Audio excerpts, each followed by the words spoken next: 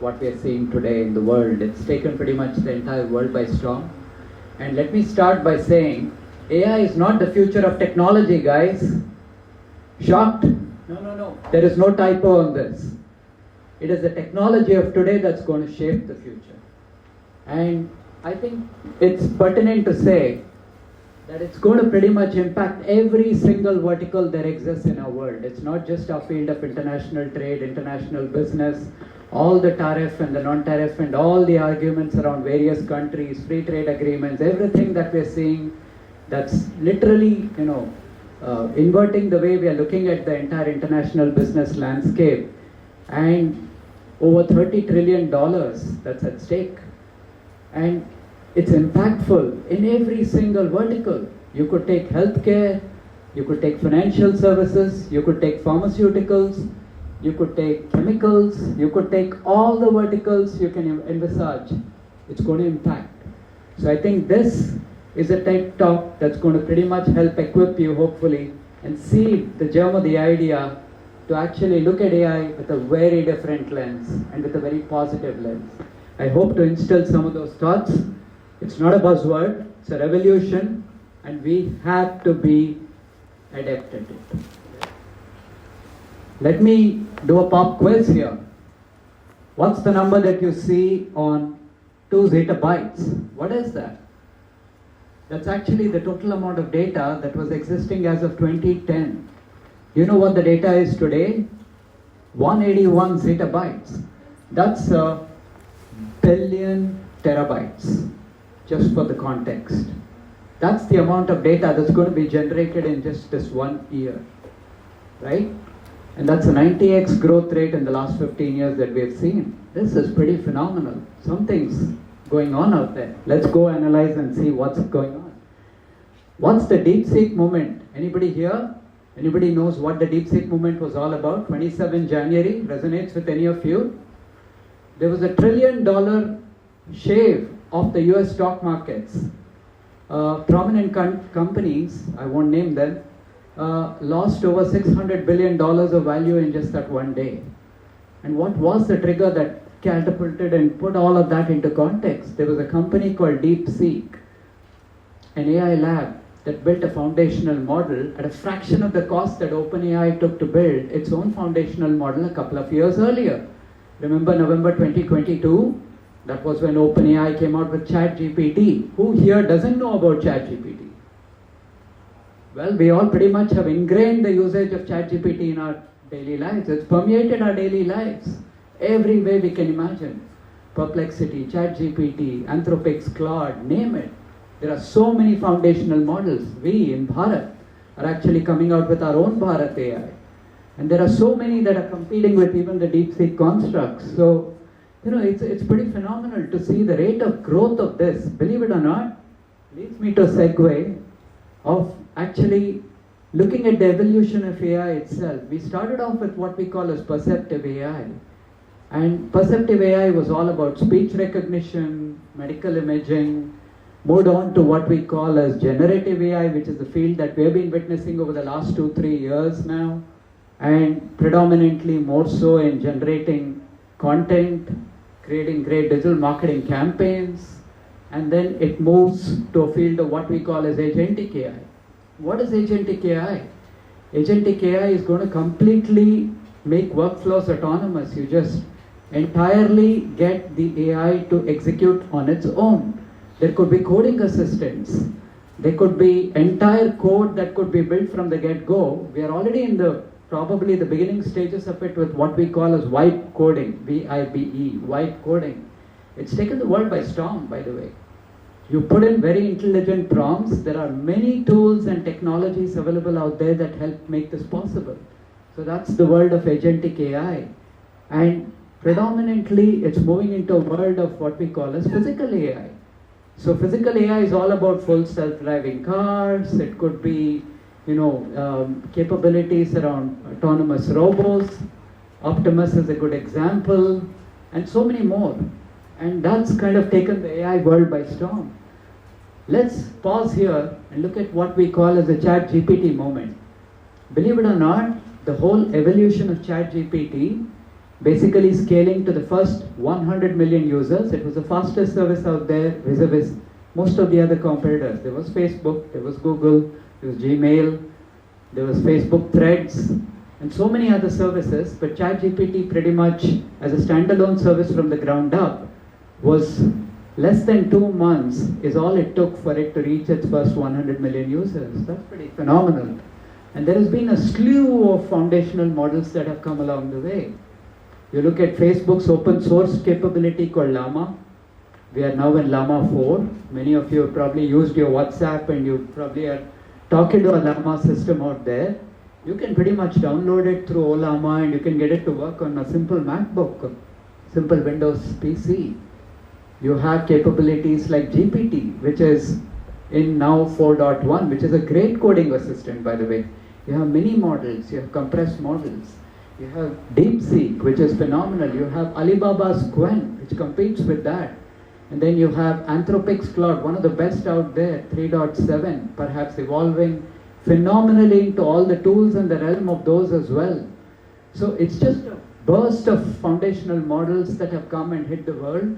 And just yesterday I was looking up a conference where NVIDIA's founder, Jensen Huang, was being interviewed and said, where is China in this entire AI race? So he gave a very non-committal answer. He said they're very close, they're just behind.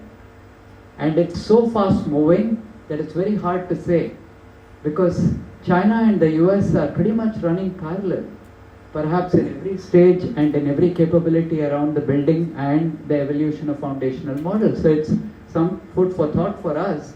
And we in Bharat and all of us smart youngsters and the young demographic here in India needs to really up the game, and we need to really look at Bharat AI and our own stack, if you will. We are very good at it, by the way. We have our Bharat stack. We have to be proud of it. We have built some excellent capabilities with our Aadhaar capabilities, our UPI capabilities. It's time we rise to the party and we actually make good on our promise for building a Bharat first foundational model. We are there. iKosh, Bharat AI, etc. are all initiatives in that direction. I really hope, and I can probably contribute as well, if we can try and make that dream work and succeed. Our Honorable Minister has also spoken very positively and encouragingly about this initiative of our own stack, and I think it's needed. And there are multimodality capabilities as well, which is any capability that you can generate and you can actually move into the realm of agentic. You saw the previous mention of that, where you can move from text through to image, through to charts, and build in advanced capabilities as well. So how do you see the world? Let's zoom out. Let's zoom forward into 2035. What do you think the world of AI is going to mean for all of us? Believe it or not, a lot of the world will be run by what we call as AI agents. These are singular depth capabilities which, when fed with certain depth instructions and autonomously can carry forward that entire execution start to finish without any prompting and without any intervention of any kind. It's a depth capability. A lot of the analysis and analysts actually foresee the world to spin off close to over 100 plus billion AI agents running all vertical areas in our world. I can give you myriad examples, just to name a few. Maybe there is a capability like, let's say, Salesforce or some other, which has a lead generation capability converting to opportunity and so on, and then you have a sales marketing agent, you have a customer service agent, you have a inside the company interaction agent with so many myriad entities, and then you have the touch points that actually go back and relate back to the customer. Imagine if each of these verticals were to have been replaced by what we call as AI agents. Well, guess what? Salesforce has already done it. It's what they call as Dreamforce and Agent Force, which is Dreamforce is a conference, but they also launched their entire Agent Force stack, which basically does this vertical agents as I speak. And this is going to explode in the world of personal AI agents, where you could probably consult a personal financial planner for your financial capabilities, for your healthcare tech needs, for your, perhaps giving, analysis of blood reports and samples and so on, and there are agents that will tell you and hopefully diagnose and give you a sort of indicator where, if there is an escalation, then go back and meet a physical. There's no substitute for GPs, etc. But nevertheless, it gives you enough insights to give you a cue. And so many aspects that touch our day-to-day life. Societal needs, if you will. One could be financial, one could be healthcare, one could be our personal assistant, not just a simple Apple Watch or a smartphone. It's perhaps the next wave of imagining how an AI agent will be able to speak to you, remind you, hey, by the way, take your tablets on time, go do your homework on time, go study for this exam, this topic requires so much of work, or maybe, so much of preparation, what have you. I'm just giving you myriad examples. You get the idea. That's in the world of personal AI agents alone. Enterprise AI agents, this is phenomenal. We are already doing a lot of this work at our own startup here at Liquid Mind. And guess what? Enterprise AI agents, the big enterprises that we are speaking to in the world of AI, in the world of international trade, documentation and finance, they have very vertical needs around entire agentic workflow automation, end to end. And we are getting these insights, and they are already there. They're starting to talk to us. They probably want our help to be able to advise them how do they get there, but they're already talking to us. That's in the world of enterprise agents. IoT, I'll give you a sample. There are some enterprises that have requirements for all of their machinery to be able to, intelligently recognize sensors that will detect when machine capacity is optimal. Maybe a machine is running subpar, maybe a machine is out of, not in service, and so on. Plants, equipment, machinery, monitoring, temperature sensing for those that require temperature sensitivity, and so on. These are all IoT and embedded capabilities. Just giving you a very sample and a slice of the pie, if you will, but you get the idea. It's going to permeate every aspect of human life the way we know it. So there is an industry transformation that we are seeing as we speak. We spoke of healthcare, we spoke about specialist level diagnosis, like I said, it could be radiology. It's, and by the way, we're living it. Guess what? A couple of days ago, an elderly aunt of mine, we had a radiology report that we had to go consult the doctor on, and I just wanted to cross-validate it with, let's see, out of curiosity, let's see if we can just upload that radiology report photograph onto ChatGPT and see what this ChatGPT personal assistant can speak to me about. Guess what? It was 99% accurate at least. I'm not saying it's any substitute for medical, please, always. We have to have that caveat that, we need to go talk to the experts. I don't think the AI systems can be trusted for every single aspect as of date. But what I am trying to say is that it gave me a super accurate reply with what the doctor also had to say. This was with respect to a lung congestion aspect, and it spoke pretty accurately about what that diagnosis was, and that's exactly what the doctor seemed to relate. Maybe this was one case that we can think of, but it's going to evolve, and it's evolving at a very rapid clip, right? And then you look at other aspects. There could be end-to-end process workflow automation as we speak, and this is happening. This is not some dream of the future, it's happening as of date. And we're discovering this in all the large enterprises we speak to. Finance, you can have personal finance assistants, AI-dominated trading assistants. You could have risk assessment, fraud and risk management services that we have seen in a lot of the fintech companies that I have been part of. They're already starting to embed and embrace AI into their workflows. Customer service agents, you're all familiar with bots. Many of us perhaps aren't too very, very comfortable with bots as of yore. But guess what? The bots are evolving. And those were built on simple trained data sets and rule-based engines that's fast evolving and being done away with and replaced with AI-based systems where the system is learning on the fly.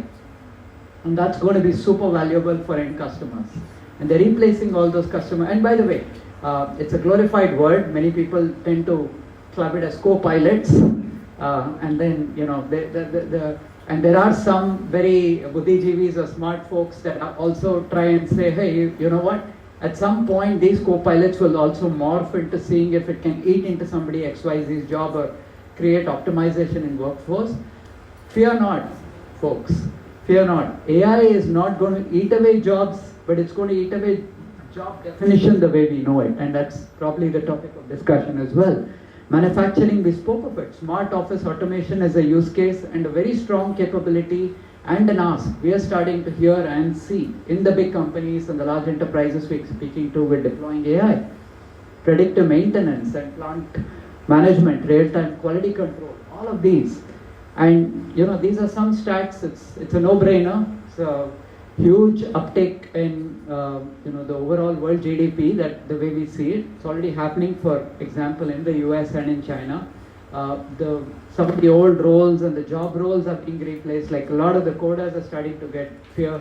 So there were announcements in the media where Salesforce said we're going to increase automation and rely on AI efficiency. The Shopify CEO took out a press release on making it table stakes for the folks in Shopify hires to be able to be well versed with AI. China has a rule where all their youngsters, 8+, are going to be mandatorily AI educated, and I think it's a great step. I mean, it's unlike anything we've seen before. It's not like the dot-com boom, or it's not like the smartphone boom. This is for real.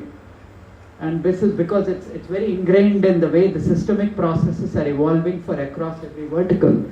That's what I mean when I say job market transformation. It's going to impact every single vertical. And it's going to accelerate innovation cycles. And I'll give an example. These are some of the samples of the developer tools that I've been hands-on working with day in, day out for the last few years. And I've been in this world of AI for now, better part of the last 8+ years. And I can tell you that there have been a fastest on-ramp to getting to, looking at their ARR and the growth. For example, there's a tool called Cursor, which basically is all about trying and optimizing development capabilities, code generation, and so on. Or Vercel, which is very good for your Yak, the front-end capability that we use. They have witnessed a massive uptick in not just their revenues, ARR, annual revenue run rate, but also their valuation and their growth rate. And there are many more that are, in that space of collaborative development tools. Just a sample that I put here for all of you to take a look. Productivity tools. You also have no-code tools. There are entire website. It would take us, because I've been in this AI world and in the software development and product building world for the last 25 years, I can tell you one thing for sure. It used to take us many weeks to actually put together a great looking website or a capability and an app and so on. Today it takes less than a minute or two. If you have very good prompt engineering, which is a very good skill for most of you, I would recommend that. Become good at prompt engineering, which is about trying to architect good prompts, whether it's feeding it into your GPT or large language models or small language models, but also being able to converse better with your AI systems, and also the way the AI systems speak to other alternate systems. There are myriad tools like Lovable, NA10, which is workflow automation tools, and so on. Guess what? NA10 is a sample. I mean, it'll be mind-blowing for all of you to know. You just basically give a prompt and then connect it to the all the authentication parameters for your, let's say, LinkedIn or X. And let's say you want to make a post automated, which actually goes and pushes some content onto X and say LinkedIn or any, for that matter, social media. It is possible, and we're living that world today. Just to give you a sample. And this is the India, we already spoke of this. This is the impact that we can have if we ingrain AI into our day-to-day habits in across verticals, whether it's agri-tech innovation with smart farming, getting better crop prediction, looking at the weather. Suddenly, somebody here was telling me Kakinada doesn't generally witness too much of thunderstorms or rainfall like the way what we saw today, and suddenly it's pouring. And imagine what it can do for crops if this continues in a very agrarian economy. We've all studied, we're all students of foreign trade, and through AI-powered solutions, there are myriad solutions that are possible. Healthcare, we spoke enough of it. Education access, you can democratize education, you're making education ubiquitous, you're making it very self-learning, you're making it very self-pacing, you're making it very personalized. And financial access, not just for the large enterprises we kept speaking of, but also the MSMEs and the likes, right? So the DeepSeek, just a word on this model, right? There is this huge talk about what made DeepSeek successful, what was so great and impactful in that week leading into 27 Jan 2025. DeepSeek came with a lot of very interesting use aspects, but I'd just like to highlight a couple of them. They come with an open weight model. The code per se, as they call it, is open source, so it's technically open weight. They have what they call as chain of thought reasoning. It was one of the first low-cost models that was also built with reasoning. That's why they were called DeepSeek R1, Reasoning 1. And then they were built at a fraction of the cost that it took to actually build the training model and the inference model, which you kind of look at it in the AI parlance. And then test time training, and then the entire aspect around getting it down, bringing the cost down to something like, say, I don't know, it's a lot of aspects around what is the exact cost, but let's say what came out in the news, especially I'll stick to that, is about $6 to $10 odd million vis-a-vis the US counterparts that took the better part of over $100+ million or even more. And superior reasoning, like we said, and then there was enough hardware optimization in how they went about, whether it's chain of thought reasoning, what we call as GRPO, group related policy optimization, whether it was in the way they distilled it and actually got the focus on what they should be focusing on with respect to getting the model to be accurate and so on. And it blew all the metrics, the eval metrics that we call in evaluating AI models.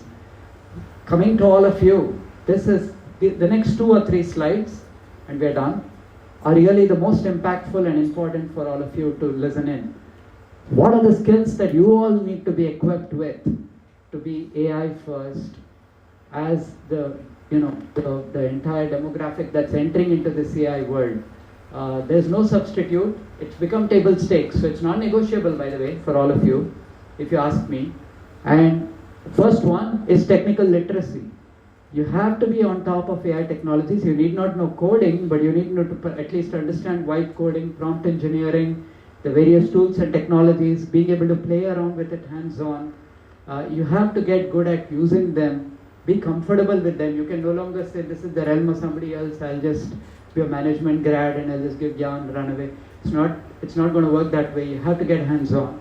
It's very important. You have to be able to align it with your strategic thinking of aligning it with a larger business goal. You have to have EQ and emotional intelligence, and of course continuous learning to be able to constantly adapt. So what does that bring you to? What are the types of roles that are opening up? A lot of people are fearing AI, saying it's going to take away jobs. Not entirely true. It's going to take away jobs that are redundant, that can be replaced with systems, autonomous capabilities, and so on. But guess what? There's going to be new jobs that are created. And what are those types of jobs? Those jobs are going to be in the world of, let's say, building systems which are going to keep AI first capabilities. And I've seen this word being used a lot, even in the AI aspects that I have been working with over the years, which is AI product management capabilities, to be able to define products that use AI as a first-class citizen, analysis of data, get very, very hands-on with data and analyzing data. AI consultant, not just give yarn and run away, but actually be able to see the fruits of that labor, if you will. So be able to see the implementation go through. And then of course evolving finally into what we call as morphing into a chief data officer role, and somebody that analyzes data, systems, puts it into production. This is just a sample. Again, there's a top slides that said there are myriad, thousands, millions of other roles that will probably get created. And then the practical steps that could, please keep upskilling yourselves. That's very important in the world of AI. Every week there is a new thing. There are new technologies being churned out like literally every day. There is something called Model Context Protocol, which is a replacement and new way paradigm of looking at how API, application programming interfaces, are being imagined in the world of AI. So it's like a USB, if you will, as a global standard. That's what AI, MCP is touted to be in the world of, let's say, Anthropic's Claude, launched by them, by the way. You have to be hands-on. You have to be very good with data and engineering capabilities. You have to be able to network strategically to be able to get on top of all of these aspects that are going on in the world of AI. Consider AI entrepreneurship. It's a great time to actually be AI entrepreneurs. You know what? A lot of the people are touting that there could be one-person startups that can actually build billion-dollar companies.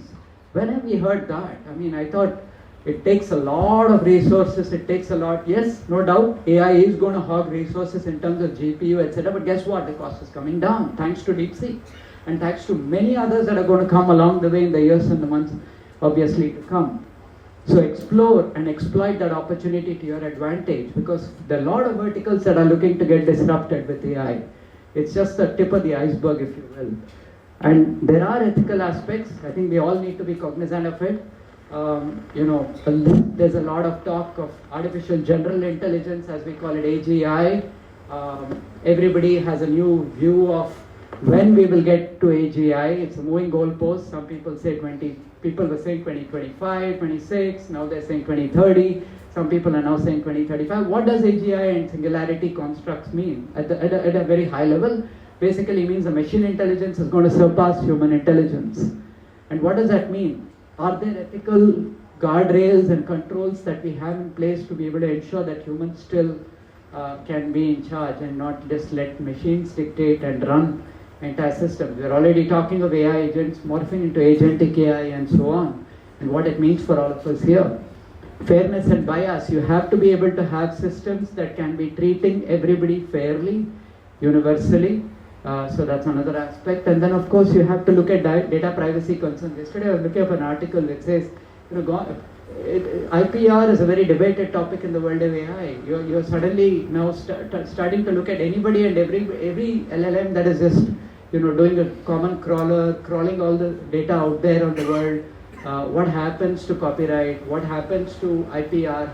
What is a defensible moat, if you will, in the world of AI? So that's another topic for consideration. And then jobs will evolve. The jobs, the way we know it, let's say coding, let's say anything that is replaceable, anything that is mundane, anything that is repetitive is going to get replaced with AI. And it's coming sooner than we can all imagine. Please guys, wake up. If you haven't seen the impact of what this AI thing can do, it's for here. So please take it seriously. I would recommend read up, make sure that you're equipped, and make sure that AI is the present. We all understand that. It's not the past, it's not living it 10 years out in the future, it's actually the present. You have to make it your ally, and you have to be able to define and you have to be in charge of and control of what you're trying to do with AI. With that, I'm going to be signing off. I hope that it has been an incredible, at least a fruitful aspect into how you will look at AI going forward into the future. I hope this has been beneficial. Thank you.